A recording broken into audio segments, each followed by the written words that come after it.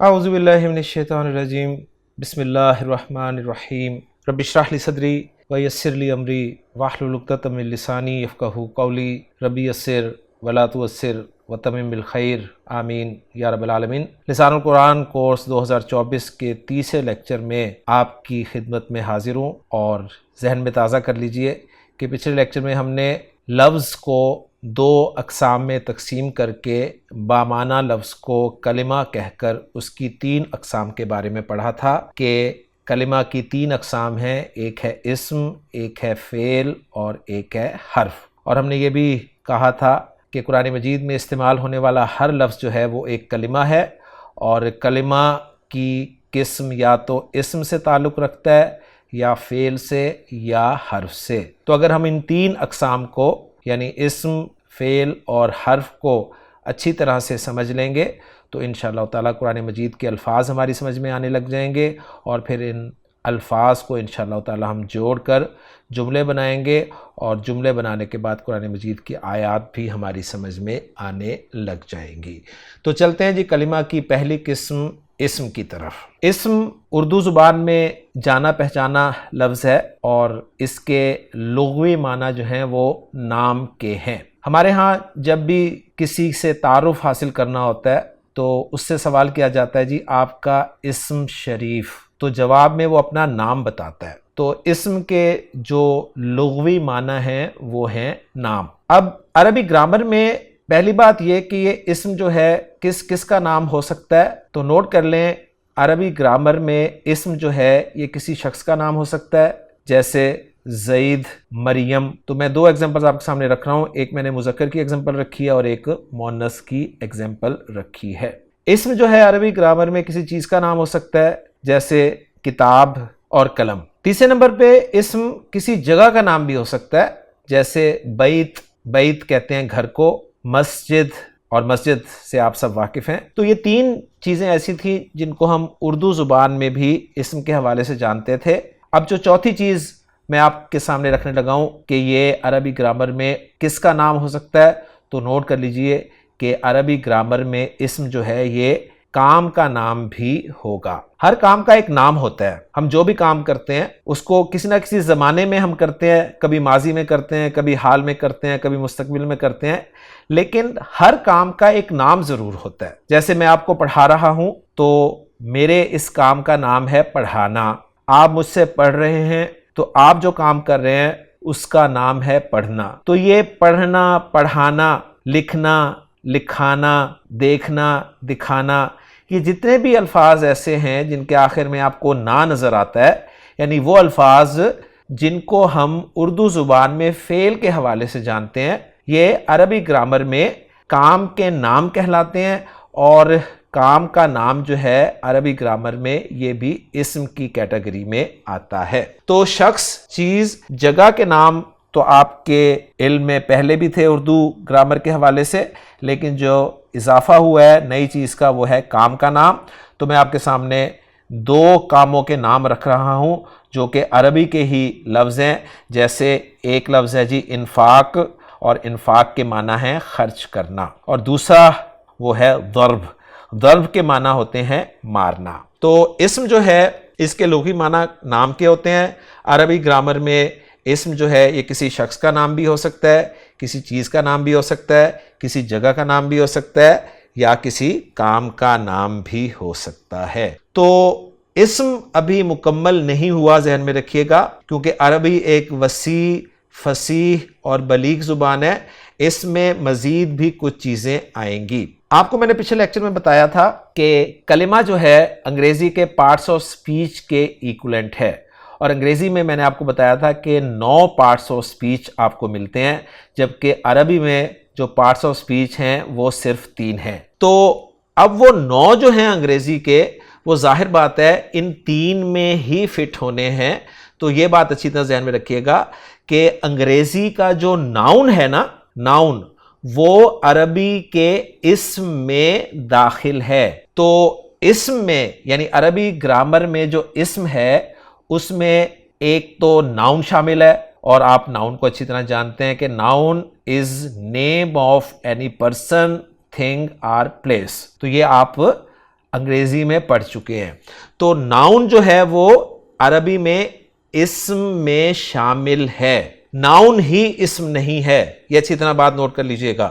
اگر آپ سے کوئی پوچھے کہ عربی گرامر میں جو اسم ہے اس کے ایکولنٹ انگریزی میں کون سا لفظ ہے، تو آپ کبھی نہ کہیے گا کہ اسم کے ایکولنٹ عربی میں ناؤن ہے. نہیں، اسم کی انگریزی آپ نے اسم کے طور پر ہی کرنی ہے، اس لیے کہ اگر آپ اسم کو ناؤن کہہ دیں گے تو عربی میں یہ بڑا لمیٹڈ سا کنسیپٹ بنے گا، جبکہ میں نے آپ کے سامنے تفصیل سے اس بات کو رکھا ہے کہ انگریزی والا ناؤن جو ہے وہ اس میں داخل ہے. تو ایک بات تو یہ کلیئر ہو گئی کہ ناؤن اسم میں شامل ہے.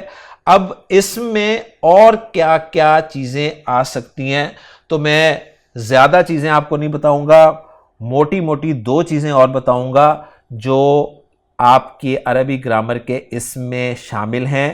ان میں دوسری چیز جو ہے وہ انگریزی کا پروناؤن ہے. پروناؤن آپ جانتے ہیں کہ pronoun is a word which is used in place of a noun. یعنی انگریزی میں آپ ناؤن کے لیے جو ورڈ یوز کرتے ہیں اس کو پروناؤن کہتے ہیں.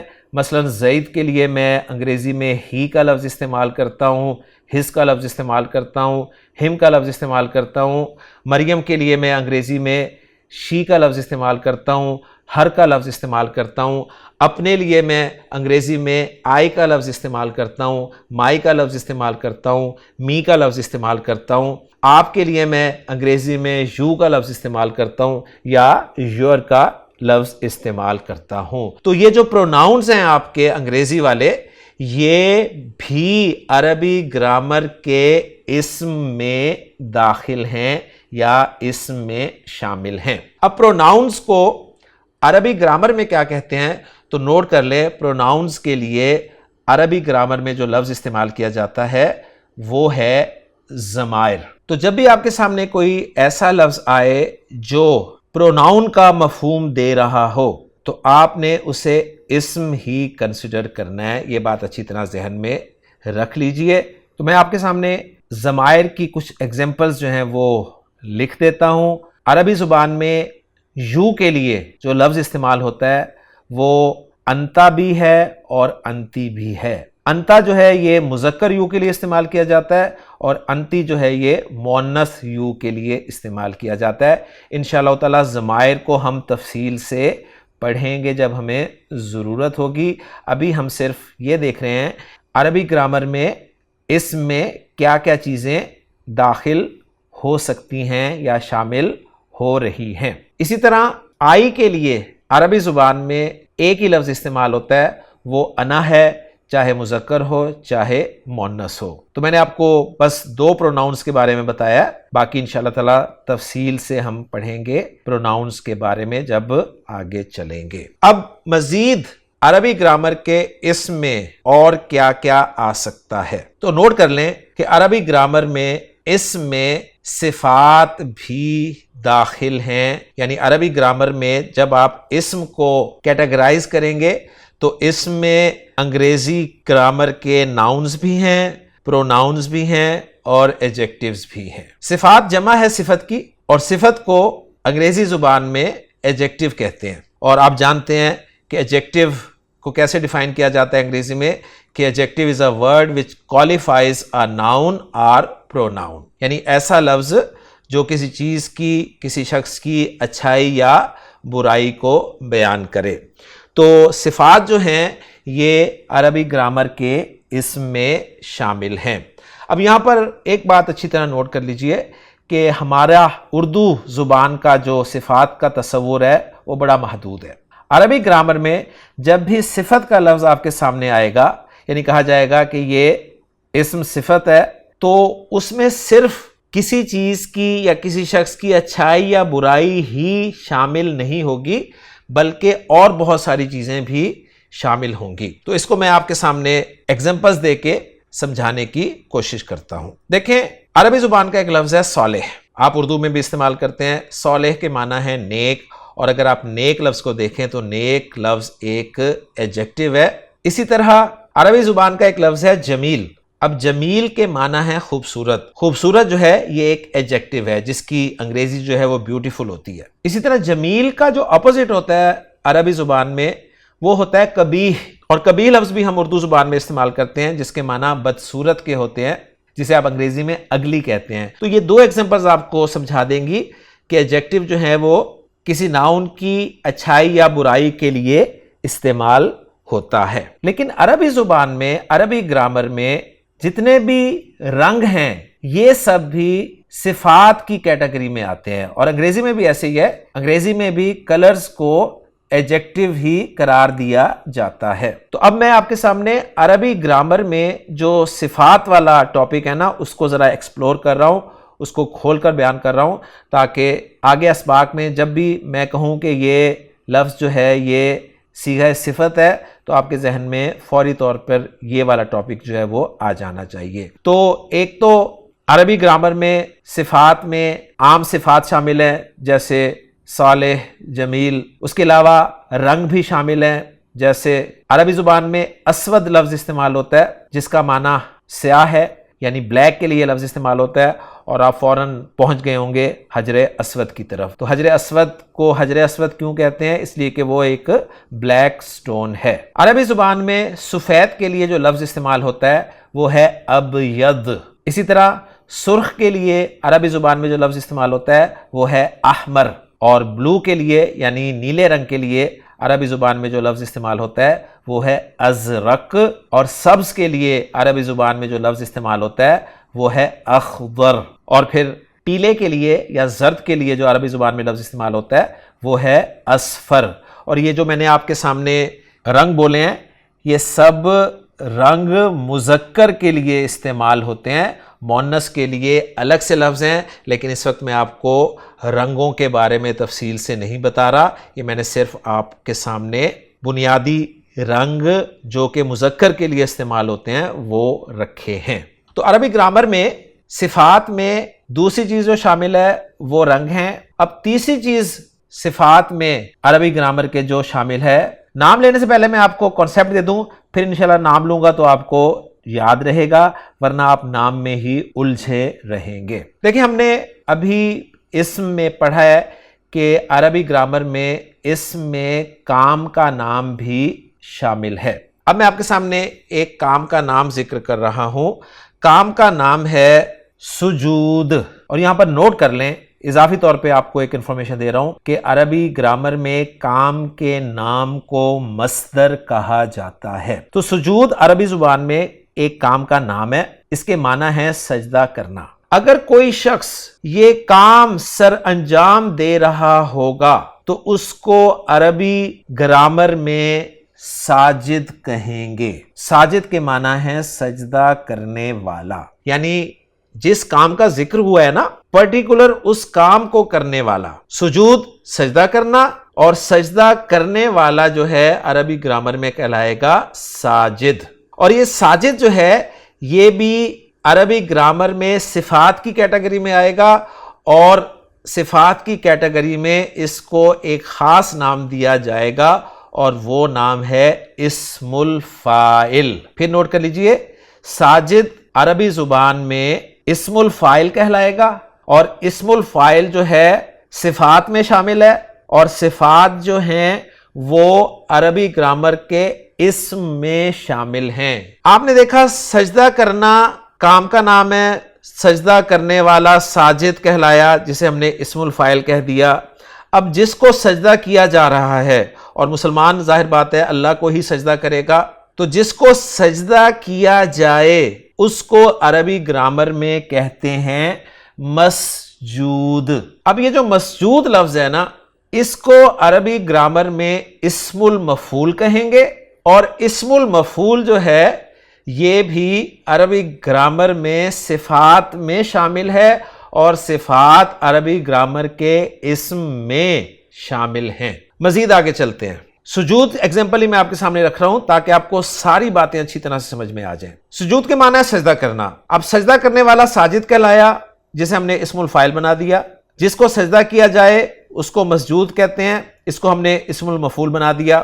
اب ایک شخص ہے جو بہت زیادہ سجدہ کرتا ہے, بار بار سجدہ کرتا ہے, اب اس کو ساجد نہیں کہیں گے بلکہ عربی میں آپ اس کو سجاد کہیں گے، اور سجاد لفظ جو ہے یہ عربی گرامر میں اسم المبالغہ کہلائے گا، اور اسم المبالغہ جو ہے یہ عربی گرامر میں صفات میں شامل ہے، اور پھر نوٹ کر لیجئے کہ صفات جو ہیں عربی گرامر میں اسم میں شامل ہیں۔ تو اب صفات میں دیکھیں 3 چیزیں مزید آ گئیں، اسم الفاعل، اسم المفعول اور اسم المبالغہ۔ مزید آگے چلتے ہیں۔ زید اور ابراہیم 2 دوست ہیں۔ زید جو ہے وہ ابراہیم کی نسبت زیادہ سجدے کرتا ہے، تو جب ہم سجدہ کرنے میں زید اور ابراہیم کا کمپیریزن کریں گے نا، تو ہم اب زید کو نہ تو ساجد کہیں گے نہ سجاد کہیں گے بلکہ کہیں گے اسجد۔ اسی طرح اگر 10 یا 20 طلبہ میں زید سب سے زیادہ سجدہ کرنے والا ہے، یعنی پہلے ہم نے زید کا کمپیریزن کیا صرف ایک شخص سے، ابراہیم سے، اب ہم زید کا کمپیریزن کر رہے ہیں تمام طلباء سے، تو دونوں صورتوں میں زید کو اسجد ہی کہا جائے گا۔ اور اسجد لفظ جو ہے عربی گرامر میں اسم التفضیل کہلاتا ہے۔ اب یہ اسم التفضیل آپ کے لیے ایک مشکل اور نئی ٹرمینالوجی ہوگی، لہٰذا اس کو ہم آسان کر کے سمجھتے ہیں کہ انگریزی میں ایڈجیکٹیوز میں جو آپ کا کمپیریٹیو اور سپرلیٹیو ڈگریز والا تصور ہے نا، وہ یہی اسم التفضیل والا ہے۔ انگریزی میں بگ ایڈجیکٹیو یوز کرتے ہیں، اور بگ کے لیے جو کمپیریٹیو ڈگری یوز کرتے ہیں وہ ہے بگر، اور بگ کے لیے جو سپرلیٹیو ڈگری یوز کرتے ہیں وہ ہے دا بگیسٹ۔ تو ہم یاد کیا کرتے تھے بگ کی تینوں ڈگریز، یعنی بگ، بگر اور بگیسٹ۔ تو عربی زبان میں بگ کے لیے جو لفظ استعمال ہوتا ہے وہ ہے کبیر، اور کبیر کی کمپیریٹیو اور سپرلیٹیو ڈگری جو ہے وہ ایک ہی لفظ سے بیان کی جاتی ہے، اور وہ ہے اکبر۔ اور یہ پھر انشاءاللہ تعالی ہم آگے جا کے دیکھیں گے کہ کہاں پر اکبر سے کمپیریٹیو ڈگری کا مفہوم لینا ہے اور کہاں پر اکبر سے سپرلیٹیو ڈگری کا مفہوم لینا ہے۔ بہرحال یہ جو کمپیریٹیو اور سپرلیٹیو ڈگری والا کنسیپٹ ہے نا، عربی گرامر میں یہ اسم التفضیل کہلاتا ہے۔ تو اب صفات میں کیا کیا چیزیں آ گئیں؟ صفات میں آپ کے سامنے اسم الفاعل بھی آ گیا، اسم المفعول بھی آ گیا، اسم المبالغہ بھی آ گیا، اسم التفضیل بھی آ گیا۔ مزید صفات میں ایک چیز اور میں آپ کے سامنے ایڈ کرتا ہوں، اور وہ بھی پہلے ایگزامپل سے سمجھ لیں۔ اور اب ایگزامپل میں آپ کے لیے جو مصدر لے کر آیا ہوں وہ ہے علم۔ علم عربی زبان میں ایک مصدر ہے، یعنی کام کا نام ہے، اور علم کے معنی ہے جاننا، جسے آپ انگریزی میں ٹو نو کہتے ہیں۔ تو علم کے لفظی معنی ہے جاننا۔ اب جاننے والے کو عربی زبان میں کہیں گے عالم، اور یہ اسم الفاعل کہلائے گا۔ جس کو جانا جائے عربی زبان میں اس کو کہیں گے معلوم، اور عربی گرامر میں یہ اسم المفعول کہلائے گا۔ جو بہت زیادہ جانتا ہے عربی زبان میں اس کو کہیں گے علام، یا علامہ بھی اسے کہتے ہیں، اور یہ علام یا علامہ جو ہے یہ اسم المبالغہ کہلائے گا۔ اب علم سے اسم التفضیل جو عربی زبان میں بنے گا نا، وہ ہوگا عالم۔ عالم کے معنی ہے کسی سے یا سب سے زیادہ جاننے والا، اس لیے ہم اللہ کے ساتھ یہی لفظ استعمال کرتے ہیں کہ اللہ عالم، اللہ زیادہ جانتا ہے۔ اب یہ جو جاننے کی صفت ہے جس میں مسلسل پائی جائے، یعنی جو ہر وقت ہر چیز کو اپنے علم میں رکھتا ہو، اس کو عربی گرامر میں کہیں گے کہ وہ علیم ہے۔ اور علیم کا لفظ جو ہے عربی گرامر میں صفت مشبہ کہلائے گا، اور صفت مشبہ جو ہے یہ بھی صفات میں داخل ہے، اور صفات جو ہیں وہ عربی گرامر میں اسم میں شامل ہیں۔ تو میں نے بہت تفصیل کے ساتھ آپ کو صفات سمجھا دی، اور عربی گرامر میں اسم میں کیا کیا شامل ہے وہ بھی ہم نے پڑھ لیا۔ مزید بھی کچھ چیزیں شامل ہیں، لیکن آپ کے لیے ان 3 چیزوں کو جاننا ہی ضروری ہے۔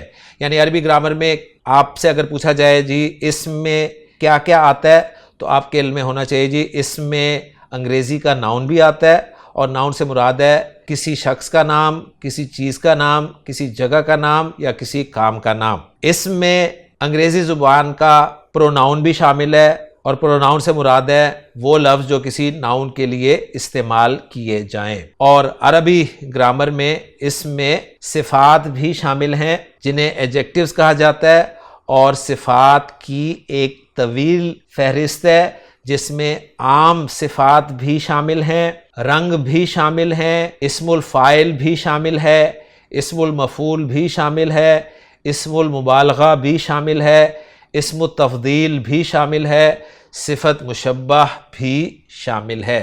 تو کم از کم یہ تین چیزیں ناؤنز، پروناؤنز اور ایڈجیکٹیوز، یہ آپ کے ذہن میں ہونے چاہیے کہ یہ سب کے سب اسم میں شامل ہیں۔ اب میں آپ کو بتاؤں گا کہ عربی زبان کا جب بھی کوئی لفظ آپ کے سامنے آتا ہے اور آپ سے سوال کیا جاتا ہے کہ آپ بتائیں کہ یہ لفظ اسم ہے یا نہیں، تو آپ نے پہلا کام تو یہ کرنا ہے، آپ نے اس لفظ میں اسم کی ظاہری علامت دیکھنی ہے۔ اب یہاں پر میں جو آپ کو اگلی بات بتانے لگا ہوں یہ بہت ہی اہم ہے۔ تو اسم کی کچھ ظاہری علامات بھی ہیں۔ ظاہری علامات کا فائدہ یہ ہوگا کہ اگر آپ کو لفظ کے معنی نہیں بھی آتے، آپ اس ظاہری علامت کو دیکھ کر بتا سکتے ہیں کہ لفظ اسم ہے یا نہیں۔ ابھی ہم نے ان علامات جن کا میں ذکر کرنے لگا ہوں ان میں سے صرف ایک ہی علامت پڑھی ہے باقاعدہ، باقی دو علامات جو میں مزید بتاؤں گا وہ ابھی ہم نے باقاعدہ نہیں پڑھی، لیکن ان کا چونکہ تذکرہ پچھلے لیکچرز میں مختصراً ہو چکا ہے اس لیے وہ میں آپ کے سامنے رکھ رہا ہوں۔ تو اسم کی ظاہری علامات، اس ہیڈنگ کے ساتھ آپ ایک پیج تیار کریں گے اور اس میں جو ہمارے سامنے اسم کی علامات آتی جائیں گی ہم لکھتے جائیں گے۔ تو اسم کی پہلی ظاہری علامت جو ہے نا وہ نوٹ کر لیں، جو آپ کو میں پہلے ہی بتا چکا ہوں، وہ ہے لفظ کے آخر میں گول تا کا ہونا۔ یہ گول تا جو ہے نا یہ عربی زبان میں صرف اسم کے آخر میں ہی آتی ہے، نہ تو یہ فعل کے آخر میں آتی ہے اور نہ ہی یہ حرف کے آخر میں آتی ہے۔ تو جس بھی لفظ کے آخر میں آپ کو گول تا نظر آئے، آپ کو اس کے معنی آتے ہوں یا نہ آتے ہوں، آپ نے اس کو اسم فائنل کر دینا ہے۔ اسم کی دوسری موٹی علامت جو انشاءاللہ تفصیل سے ہم آگے پڑھیں گے وہ ہے لفظ کے آخر میں تنوین کا یعنی ڈبل حرکت کا ہونا۔ یعنی کسی بھی لفظ کے آخر میں اگر آپ کو دو پیش نظر آ جائیں یا دو زبر نظر آ جائیں یا دو زیر نظر آ جائیں تو آپ نے اس لفظ کو اسم ڈکلیئر کر دینا ہے، چاہے آپ کو اس کے معنی نہ بھی آتے ہوں۔ تنوین کے بارے میں چونکہ آپ کو پہلے بتا چکا ہوں تو اس لیے یہاں پر وہ علامت گنوا رہا ہوں کہ یہ جو تنوین ہے لفظ کے آخر میں آنے والی ڈبل حرکت، یہ بھی اسم کی ہی علامت ہے۔ اور اسم کی جو تیسری ظاہری علامت ہے وہ ہے جی لفظ کے شروع میں الف لام کا ہونا۔ یہ بھی انشاءاللہ تعالی ہم آگے جا کے پڑھیں گے، لیکن میں آپ کو ابھی سے قرآن مجید کے ساتھ جوڑنا چاہ رہا ہوں کہ کم از کم آپ قرآن پڑھتے ہوئے اب اسماء کو پہچاننا تو شروع کر دیں۔ تو کسی بھی لفظ کے شروع میں اگر آپ کو ال نظر آ جائے یعنی حمزہ زبر والا اور ساتھ لام ہو تو یہ ال جو ہے یہ اسم کی ہی علامت ہے۔ جیسے آپ کو سورۃ الفاتحہ میں الحمد میں ال شروع میں نظر آ رہا ہے تو الحمد جو ہے یہ اسم ہے۔ تو یہ تین علامات ہیں جی اسم کی جو ظاہری علامات ہیں۔ اسم کی اور بھی علامات ہیں لیکن ابھی وہ بتانا بہت ہی قبل از وقت ہے، لہٰذا آپ یہ پیج جو ہے اپنا تیار رکھیں۔ جب بھی مزید کوئی اسم کی علامت آئے گی یا ہم پڑھیں گے تو میں آپ کو نوٹ کروا دوں گا انشاءاللہ تعالی۔ تو اسم کو پہچاننے کے لیے پہلا طریقہ تو یہ ہے کہ اسم کی ظاہری علامت دیکھی جائے۔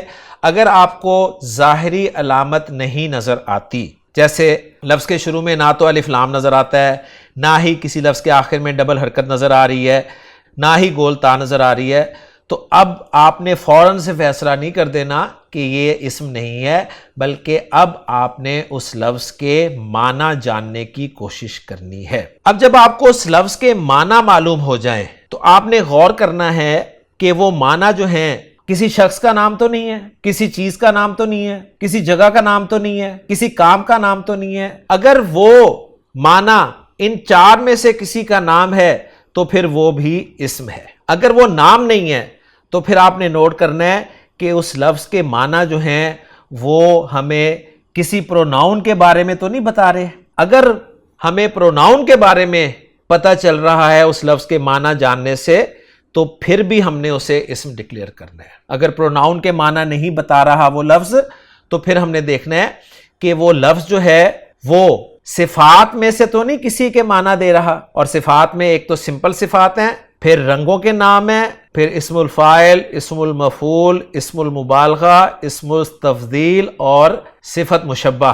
یہ سب آپ نے غور کرنا ہے، اور پھر غور کرنے کے بعد آپ نے نتیجہ نکالنا ہے کہ یہ اسم ہے یا نہیں۔ اب میں اس کی آپ کے سامنے کچھ ایگزامپلز رکھوں گا تاکہ بات آپ کو 100% جو ہے وہ سمجھ میں آ جائے۔ تو پہلا لفظ میں آپ کے سامنے لکھ رہا ہوں، جیسا کہ آپ سکرین پہ دیکھ رہے ہیں، یہ لفظ ہے جی کتاب۔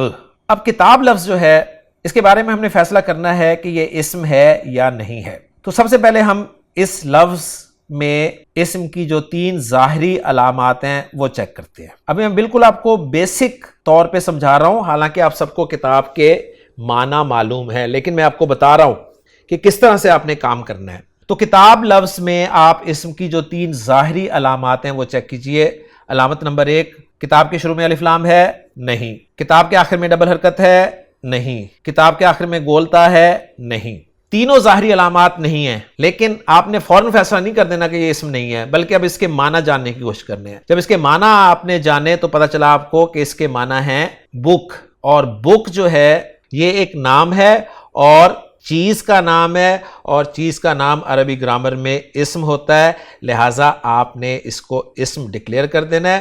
اور اسم میں جو 3 کیٹیگریز ہم نے پڑھی ہیں نا، ناؤن، پروناؤن اور ایڈجیکٹیو کی، اس میں بھی اس کو فٹ کرنا ہے۔